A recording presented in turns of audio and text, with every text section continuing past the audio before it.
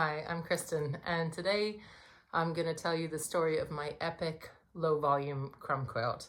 Some of you will have seen bits of this on the channel before because it's been part of, I think, a couple of UFO videos. UFO, if you're new to quilting, is unfinished object. So basically a quilt that you kind of work on some of the time and then it gets shoved away for long periods of time. This one's maybe more of a WIP, work in progress, because I did keep picking it up off and on as I got new piles of low volume scraps to work with. So if you're new, completely new to crumb quilting, I do a little tutorial about how I was making my crumb block sections further on in the video, but I also have a few other videos that are more kind of structured about more of a square type crumb block, because that's not what I was doing in this quilt. Now, what is a crumb? Is this a crumb quilt or is it a scrappy improv quilt? We can all debate about that for ages. So a crumb is usually quite small. Mine are probably, some of them are just oddly shaped scraps. A lot of them are crumbs. I used a whole big mixture. So we can decide what we want to call it, but I've been referring to it as my low volume crumb quilt all along, so I'm going to just keep calling it that. But if you watch this and you think it's an improv scrap quilt and not a crumb quilt, I'm cool with that too. So the other thing in this video, because I was shooting footage and photos and stuff over basically years, because I started this quilt in 2021, it's now 2023, late in 2023. Some of the footage is like full speed and a lot of it is sped up to try and kind of just make the whole thing go quicker and not bore anybody. But if you're wanting to see it slower, there should be a little gear next to the video. You can click on that. You can, for anybody's videos, including any of mine, you can make the speed either faster or slower than what it is. So if you want to slow down something that's been fast forwarded, you can do that. Or if I'm going too slow with something, you can speed me up. So that's always an option. So go ahead and use that if you want to. Okay, let me show you how I made my quilt. My definition of a low volume fabric is like white, ivory, white on white patterns, or a mainly white background fabric that's got a bit of color in it. So you're gonna see a little color in this quilt. You might not call that low volume. For my purposes, it was. So this quilt was made in kind of batches, I'm gonna say, off and on.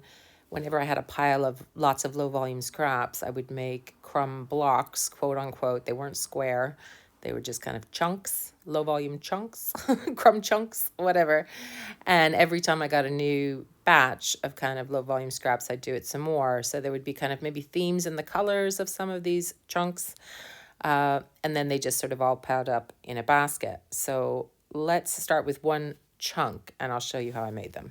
So here is my low volume crumb box here. It's not all crumbs. Some of it is long strips and things.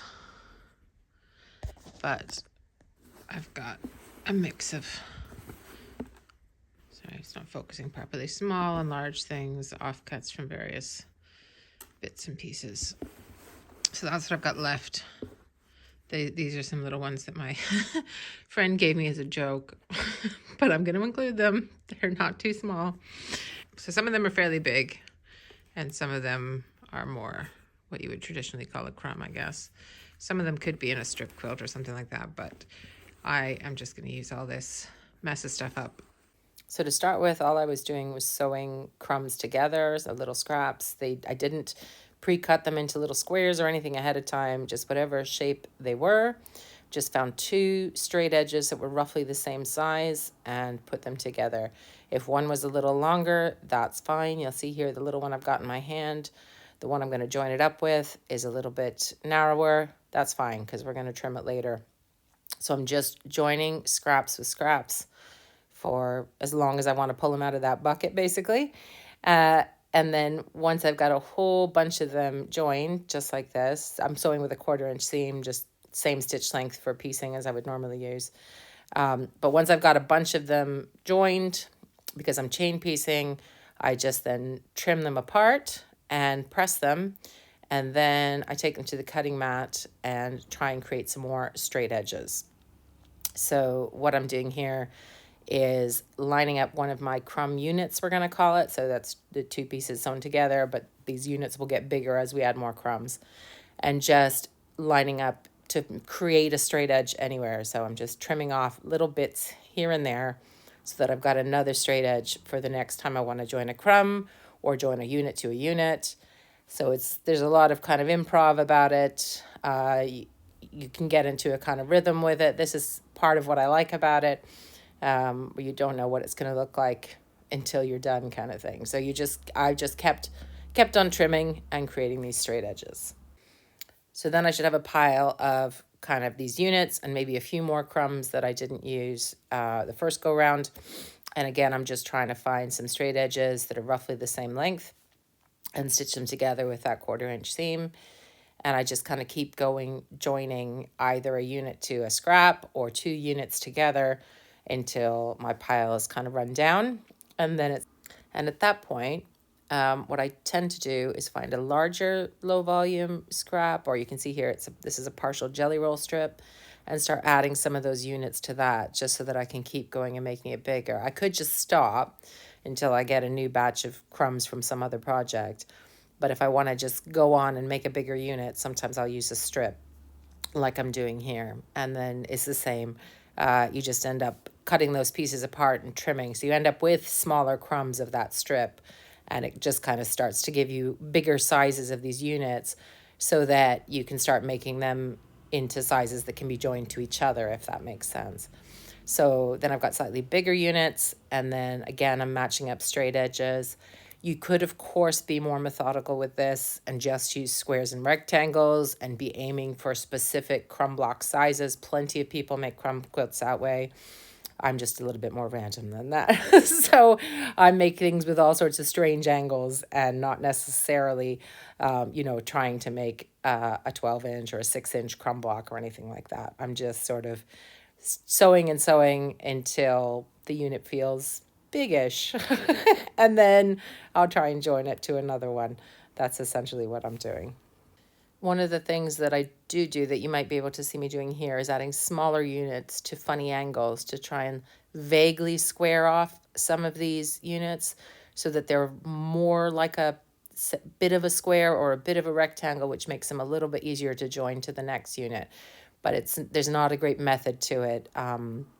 It's still fairly random, and there'll be lots of trimming of blocks with blocks, and I'll end up adding chunks to other things. So there's definitely more methodical ways you can do this. Anyway, here is me laying out some of the larger chunks once I got a bit further. So this is various batches of this quilt. And then I'm doing basically the same thing I was doing with those units, but with the bigger chunks. So this is me trying to find 2 roughly straight edges that will fit together, putting them right sides together, and I'm walking and taking it to the machine. And then there it is joined on the floor, and I'm doing the same again. So it's like crumb quilting on a much bigger scale. And I end up with these long pieces, and I just kind of kept going and going with it. That is the issue with the way I did this quilt. It was really hard to figure out when I was finished. So obviously I'm not finished here with this mess on the floor. So I just kept joining units to units like a great big jigsaw puzzle.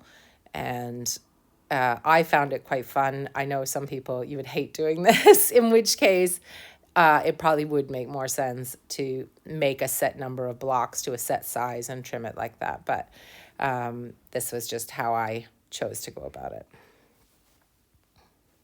Same with the smaller crumb blocks. With these huge sections, I sometimes needed to trim them off to find a straight edge that I could join to another section. Now I think we're beyond calling them units at this size. So it's basically the same method, except I'm obviously using a larger cutting mat and I'm cutting longer straight lines, but I'm essentially just doing exactly the same thing I was doing when I had 2 little pieces of crumbs.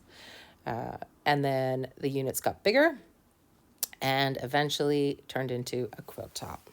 So the issue I've had with this quilt is knowing when to stop, because there's no set size, but it's roughly 70 something by 80 something at the moment.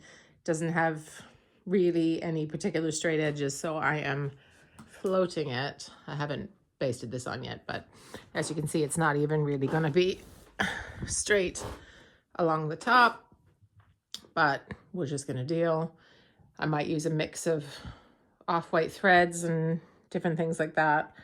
And I think I'm gonna do like a stipple, like a meander thing. But if I get bored of that, I might switch it up. I'm kind of giving myself permission to do like a section of something here and something else here if I don't like it. So this is me basting my sort of wonky top edge onto the batting and the backing that's already loaded on the long arm. So this is my Moxie long arm for any of you who haven't seen it on the channel before. So I do have the manual channel lock on, the little white sort of circle that goes around the wheels to keep it going straight. But because the top, the quilt top itself is not straight, I have to keep kind of readjusting, sort of pulling the handlebars forward or backward a little bit just so that I can get that edge stitched down. I know there's going to be bits of this that are going to need to get trimmed off. That's fine. All I'm trying to do is attach it. Now, I did come up with an issue later on with doing it this way, which I'll show you, but it wasn't a disaster, and none of these things ever are a disaster. We can always just make it work. So that's basically how I roll with stuff like this. If you are new to the channel, I am what I like to call a confident beginner. So I'm always kind of just trying to figure out how I can make something work. I don't necessarily have the patience to learn the way that maybe traditional quilters have always done it, or the way everybody else would tell me is the easier way. Some of that, for some reason, some of that's just not that much fun to me. So I prefer to wing it. So sometimes you're going to see me doing stuff on this channel and you're going to be like, that makes no sense. I would absolutely do it another way. She's creating problems for herself. And that's fine. I kind of like problem solving, so I don't mind that. And I'm going to show you later in this video some of the problems I created for myself doing it this way, and you know, how I worked around it. So I'm not showing you stuff to say this is the way you should do it. I'm just sharing my experiments and my kind of quilting journey. So I hope you can enjoy that and don't stress too much when I'm doing things the quote unquote wrong way.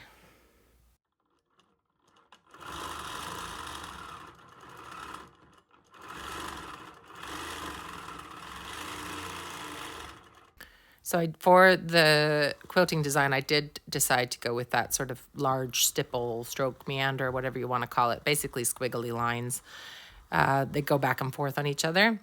Unfortunately, I don't know what's gone on because usually when I mount my iPad to the handlebars of my Moxie, I can get a pretty good clear shot of the quilting, but lately it's been going a bit fuzzy like this. I have some better footage later on, which I'll show you, but a lot of what I took for this quilt looked like this. So I'm not going to show you a lot of it because I know it's kind of annoying to look at. But just so you can get a vague idea of what I was quilting. And I know some of you asked me to see more stuff on the Moxie, so sorry about my camera work this time. Probably would have been a hard one to see anyway because it's sort of off-white ivory thread on an off-white ivory quilt. But all I'm doing here, this is like the first row of the stipple or the meander, whatever you want to call it, is just kind of using my fingers to kind of massage the bulkiness, I guess, out of the quilt where as I pass, if I've got little lumps or things like that, which is just something basically I've seen someone else do on YouTube. So, and it works. But this is the issue that I had. So because I didn't load it straight, as you can see, it goes off to the side there. So as I was advancing the quilt and quilting, I was getting more of the quilt going off to the left side, if that makes sense. So it was like angled off. So eventually, I'll show you at the end, it angles off the backing fabric. So I should have kind of moved it over to the other side if I'd realized it was going to, that was the side it was going to tend to, I guess. I don't know if I'm explaining this right, but basically the whole thing went a bit off on an angle to the left as I was quilting. It wasn't a huge disaster. And again, I'm going to show you what I did about that at the end. But I had to kind of use my hands at certain points because I decided to quilt the quilt top all the way to the edge, regardless of whether there was backing underneath it. And then I would figure out what to do with it later. Because if it had been a huge chunk of backing fabric that was missing, there is another fix where you can just kind of hand sew another bit of backing onto that section and patch it essentially on the back. I didn't end up having to do that. I was able to just trim it, but that's kind of part of what I had to work out as I was going along. So as we get closer to the left-hand side of the quilt here, you're going to see me kind of pulling at the quilt top to try and, because that's where it's starting to get kind of angled and going off a bit skew-if. Now, the thing with when stuff like this happens is we can panic, we can give up on the whole project, we can decide we've failed, the whole thing is awful, and the whole 2 years of piecing all these things was a wasted effort. Or we can just go, okay, what am I going to do from here? And that's generally what I like to do. It doesn't mean I don't have those moments where I go, oh no, what did I do? But it's kind of what you do after that.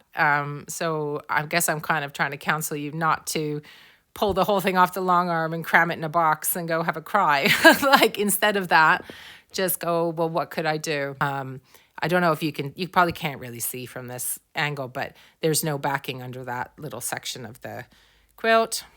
So, but I'm going to quilt it anyway.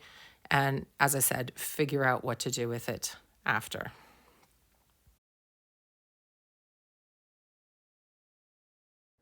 So here is the quilt off the long arm.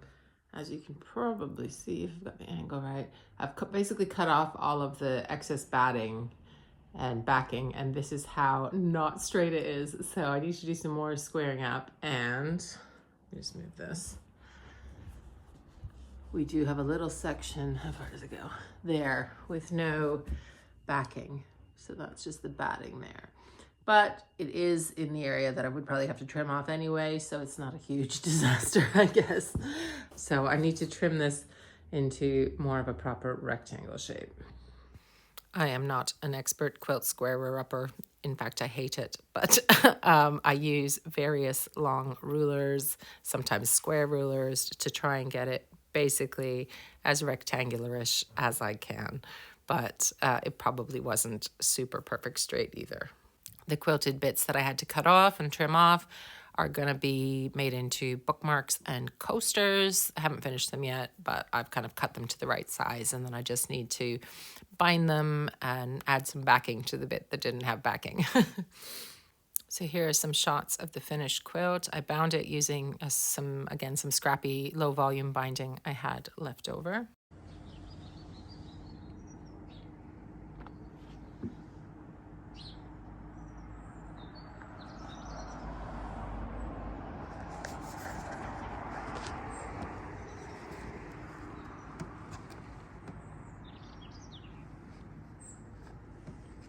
That's the sounds of my garden, some bird noise and some road traffic. Basically, this is the back of the quilt. It was mostly remnants of, I think it's Macaur. I always say that wrong. There's a kind of close up. And then at the bottom, there's a bit of grunge because I didn't have enough to make the full backing. From different angles and in different lighting, this quilt looks like sometimes you see more of the ivory and the beige, and sometimes it looks more of kind of white. So it's kind of fun, I guess, to look at it at different angles and close up and see all the different little scraps and all the bits which you would think would have no movement to them because they're all essentially the same quote unquote color. But there is a lot of different things to look at in the quilt. So I hope you enjoyed seeing how I made my low volume Scrappy Crumb Quilt. If you like videos like this and you've not yet subscribed, then please do. Hit the bell for notifications and do leave me a comment. Let me know what you thought. Thanks so much for spending time with me. Bye.